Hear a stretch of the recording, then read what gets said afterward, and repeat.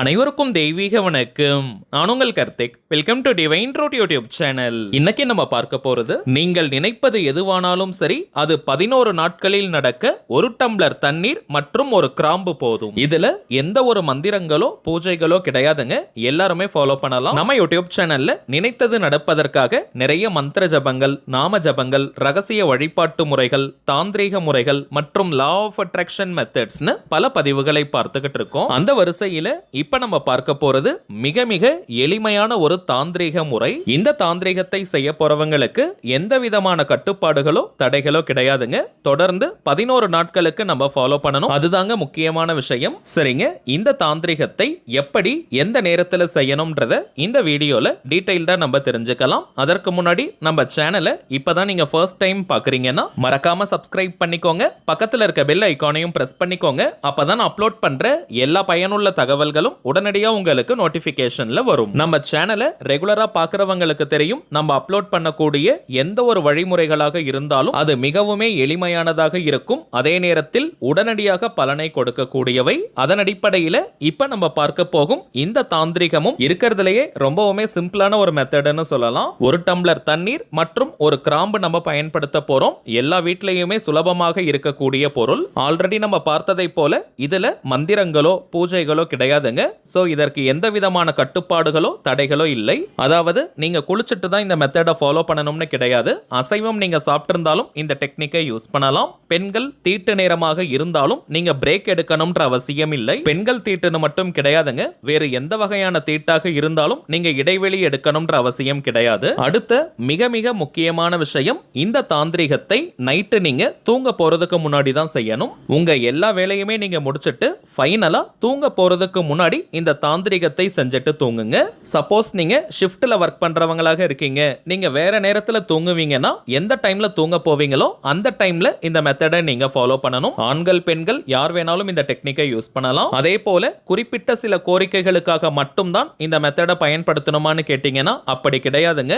உங்களுடைய நியாயமான கோரிக்கை என்னவானாலும் சரி, எவ்வளவு பெரியதாக இருந்தாலும் சரி, தாராளமாக இந்த தாந்திரிகத்தை நீங்க செய்யலாம். அதே போல இந்த இடத்துல சில பேருக்கு சந்தேகங்கள் வரலாம். இப்ப நீங்க சொந்தமா வீடு வாங்கணும் அல்லது கட்டணும்ன்ற ஒரு பிளான் இருக்கு, அல்லது உங்களுடைய லட்சியம் கொஞ்சம் பெரியதாக இருக்கும் நிலையில 11 நாட்களில் அது நிறைவேறுமான்னு கேட்டீங்கன்னா 11 நாட்களில் அது நிறைவேறுவதற்கான சந்தர்ப்பங்களையும் சூழ்நிலைகளையும் அது உருவாக்க ஆரம்பிக்கும். அந்த லட்சியம் நிறைவேறுவதற்கான வேலை அந்த 11 நாட்களில் தொடங்கும். உங்களுக்கே தெரியும், சில கோரிக்கைகள் ஒரு வாரம் அல்லது 10 நாட்களுக்குள்ளாக முடியும்னு நினைக்கிற விஷயம் உடனடியாக நடந்து முடியும். சோ உங்களுடைய கோரிக்கை சிறியதாக இருந்தாலும் சரி, மிக பெரியதாக இருந்தாலும் சரி, தாராளமாக இந்த தாந்திரிகத்தை நீங்க செய்யலாம். அந்த கோரிக்கை கட்டாயமாக நிறைவேறும். அடுத்த முக்கியமான விஷயம், 11 நாட்கள் இந்த மெத்தடை ஃபாலோ பண்ணணும்னு பார்த்தோம். இந்த 11 நாட்களும் ஒரே கோரிக்கைக்காக மட்டும் தாங்க இந்த டெக்னிக்கை நீங்க யூஸ் பண்ணணும். ஒவ்வொரு நாளும் ஒவ்வொரு கோரிக்கை வைக்க கூடாது. அதே போல 2 அல்லது 2ற்கு மேற்பட்ட கோரிக்கைகளையும் இந்த 11 நாட்களுக்கு நம்ம யூஸ் பண்ண கூடாதுங்க. 11 நாட்களும் ஒரே கோரிக்கைக்காக மட்டும் தான் இந்த டெக்னிக்கை நம்ம யூஸ் பண்ணணும். 11 நாட்கள் முடிந்ததற்கு பிறகு உங்களுக்கு இன்னும் கோரிக்கைகள் இருந்தால் ஒரு 1 வீக் நீங்க கேப் எடுத்துக்கோங்க, இடைவெளி விட்டுருங்க. அதற்கு பிறகு திரும்பவும் இந்த மெத்தடை நீங்க ஃபாலோ பண்ணலாம். இது போல எத்தனை கோரிக்கைகள் இருந்தாலும் இந்த மெத்தடை நீங்க யூஸ் பண்ணலாம். நடுவுல ஒரு வாரம் மட்டும் நீங்க இடைவெளி எடுத்துக்கோங்க. கண்டினியூஸா இந்த மெத்தடை பயன்படுத்திக்கிட்டே இருக்க வேண்டாம். சரிங்க, தாந்திரிக முறையினாலே அதற்கு சில புறப்பொருட்கள் தேவை. இந்த மெத்தடுக்கு பிரதானமாக நம்ம பயன்படுத்துவது ஒரு டம்ளர் தண்ணீர் மற்றும் ஒரு கிராம்பு. ஒரு நாளைக்கு ஒரு கிராம்புன்னு 11 நாட்களுக்கு 11 கிராம்புகளை நம்ம பயன்படுத்தணும். ஒவ்வொரு நாளும் புதிய கிராம்பு தாங்க நம்ம யூஸ் பண்ணணும். ஆல்ரெடி பயன்படுத்தின கிராம்பே நம்ம எடுக்கக்கூடாது. ஜனவசியம் மற்றும் பணவசியம்னு இரண்டிற்குமே இந்த கிராம்பு நமக்கு பயன்படும். மனிதர்களை கவர்ந்தெழுக்கக்கூடிய ஆற்றலும் இந்த கிராம்பிற்கு உண்டு. பணத்தை கவர்ந்தெழுக்கும் ஆற்றலும் இந்த கிராம்புக்கு இருக்குங்க. அதே போல தண்ணீரை இந்த மெத்தட்ல நம்ம பயன்படுத்தி இருக்கோம். ஆன்மீக ரீதியாக இந்த தண்ணீருக்கு மனித எண்ணங்களை கிரகிக்கக்கூடிய ஆற்றல் இருக்குங்க. அதனால தாங்க பழமையான கோவில்களுக்கு பக்கத்துல பாத்தீங்கன்னா குளம் கட்டாயமாக இருக்கும். கோவிலின் அளவு சிறியதாக இருந்தாலும் கட்டாயமாக குளங்கள் இருக்கும். இதற்கு காரணம் அந்த கோவிலிருந்து வர வரக்கூடிய அந்த வைப்ரேஷனை அந்த தண்ணீர் ஈர்த்து கொள்ளும். அதனால தாங்க இது போன்ற கோவில்களுக்கு நம்ம போறதுக்கு முன்னாடி அந்த கோவிலின் குளத்தில் நீராடணும், கால் நனைக்கணும், தலையில் தண்ணீரை தெளிச்சுக்கணும் போன்ற ஐதீகங்கள் இருக்கு. ஒரு பக்கம் நீர்நிலைகள் பெருகணும், நீர்நிலையை காப்பாற்றணும்ன்ற நோக்கம், இன்னொரு பக்கம் இது போன்ற ஆன்மீக சாரத்தையும் பெறணும்ன்றதுக்காக தாங்க கோவில் அருகில் குளங்களை வெட்டியிருக்காங்க. இந்து மதத்துல மட்டும் கிடையாதுங்க, அனைத்து மதங்களிலுமே தண்ணீர் புனிதமான பொருளாக கருதப்படுவது. இவ்வளவு தூரம் நம்ம பார்ப்பதற்கான காரணம், எந்த ஒரு மெத்தடை யூஸ் பண்ணாலுமே அதனுடைய அடித்தளம் நமக்கு தெரியணும். அப்பதாங்க முழுமையான நம்பிக்கை நமக்கு கிடைக்கும். முழு நம்பிக்கையுடன் இது போன்ற தாந்திரிகங்களை செய்தால் மட்டும்தான் முழுமையான பலன்களையும் நம்மால் பெற முடியும். சரிங்க, இப்ப நம்ம பார்க்க போகும் இந்த மெத்தடுக்கு ஒரு டம்ளர் தண்ணீர் மற்றும் ஒரு கிராம்பு நம்ம எடுத்துக்கணும். இப்ப நைட்டு நீங்க தூங்க போறதுக்கு முன்னாடி அல்லது ஷிஃப்ட்ல போறவங்களாக இருந்தாலும் எந்த நேரத்துல நீங்க தூங்க போவீங்களோ அதற்கு முன்பாக உங்களுடைய வலது உள்ளங்கையில அந்த கிராம்பை நீங்க வச்சுக்கணும். ஆண்கள் பெண்கள் யாராக இருந்தாலுமே உங்களுடைய வலது உள்ளங்கையில ரைட் ஹேண்ட் உள்ளங்கைக்குள்ள கிராம்பை வச்சு விரல்களால நீங்க மூடிக்கோங்க. இப்ப எந்த கோரிக்கைக்காக இந்த மெத்தடை நீங்க ஃபாலோ பண்றீங்களோ அந்த கோரிக்கை நிறைவேறிட்டதாக நீங்க ஃபீல் பண்ணுங்க. ஒரு உதாரணத்திற்கு சொல்றேங்க, ஒரு 10 லட்சம் ரூபாய் இப்ப பணம் தேவைப்படுதுன்னா அந்த பணம் இந்த நொடி ரைட் நவ் உங்க கையில இருந்தா நீங்க எந்த அளவிற்கு சந்தோஷப்படுவீங்களோ அந்த உணர்வுகளை தத்ரூபமா நீங்க வெளிப்படுத்தணும். இந்த உணர்வுகள் செயற்கைத்தனமாக இருக்கக்கூடாதுங்க, உண்மையாகவே நீங்க ஃபீல் பண்ணணும். இது போல உங்களுடைய கோரிக்கை என்னவாக இருந்தாலும் சரி அது நிறைவேறிட்டதாக நீங்க மனதார நல்லா ஃபீல் பண்ணுங்க. இப்ப சொந்தமாக வீடு வாங்கணும் அல்லது கட்டணும்னு நினைக்கிறவங்க உங்க சொந்த வீட்டை நீங்க கட்டிட்டீங்க, அதற்குள்ள நீங்க வாசம் செய்யும் போது எவ்வளவு சந்தோஷமா ஃபீல் பண்ணுவீங்களோ அந்த உணர்வுகளை கொண்டு வாங்க. 2 முதல் 5 நிமிடங்களுக்கு இந்த உணர்வுகளை நீங்க வெளிப்படுத்துங்க.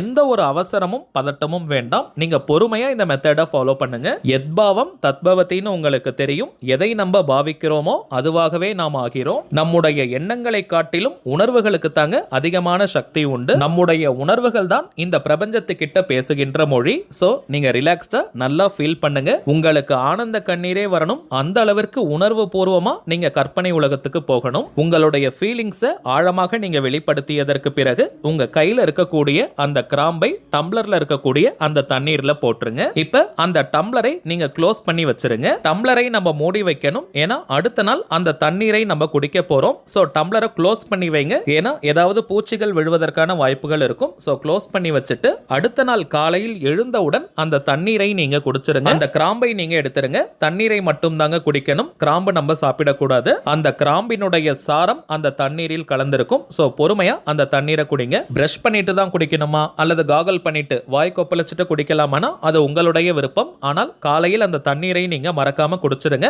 அந்த கிராம்பை தூக்கி போட்டுட்டு தண்ணீர் குடிக்கணும். அந்த கிராம்பை நீங்க டஸ்ட்பின்ல போட்டுருங்க. இதே போல 11 நாட்களுக்கு இந்த மெத்தடை ஃபாலோ பண்ணணும். எந்த நாள் எந்த கிழமை வேணாலும் நீங்க ஸ்டார்ட் பண்ணிக்கலாம். நடுவுல ஒரு நாள் கூட பிரேக் எடுக்க கூடாதுங்க. சப்போஸ் ஒரு நாள் பிரேக் வந்துட்டா கூட திரும்பவும் இந்த மெத்தடை ஃபர்ஸ்ட்ல இருந்தா நீங்க ஸ்டார்ட் பண்ணணும். ஒரு நாள் கேப் விட்டுட்டு இந்த மெத்தடை நீங்க ஸ்டார்ட் பண்ணுங்க. அதாவது பிரேக் வந்துருச்சுன்னா ஒரு நாள் கேப் எடுத்துட்டு திரும்பவும் நீங்க ஆரம்பிக்கணும். 11 நாட்கள் வெற்றிகரமா நீங்க முடிச்சிட்டீங்கன்னா அடுத்த கோரிக்கைக்காக ஒரு வாரம் இடைவெளிக்கு பிறகு நீங்க இந்த மெத்தடை ஆரம்பிக்கணும். இப்ப நம்ம பார்த்ததை போல இந்த எளிமையான தாந்திரிகத்தை செஞ்சு பாருங்க. அனுபவ ரீதியாக பலன்கள் உங்களுக்கே தெரியும். சரிங்க, அவ்வளவுதான் இந்த பதிவு. நிச்சயமா உங்களுக்கு பயனுள்ளதா இருந்திருக்கும்னு நினைக்கிறேன். மேலும் இந்த வீடியோ உங்களுக்கு பிடிச்சிருந்தா மறக்காம லைக் பண்ணுங்க. நம்ம சேனலையும் சப்ஸ்கிரைப் பண்ணிக்கோங்க. தேவைப்பட்டுச்சுன்னா உங்க ஃப்ரெண்ட்ஸ் அண்ட் ஃபேமிலிக்கும் இந்த வீடியோவை ஷேர் பண்ணுங்க.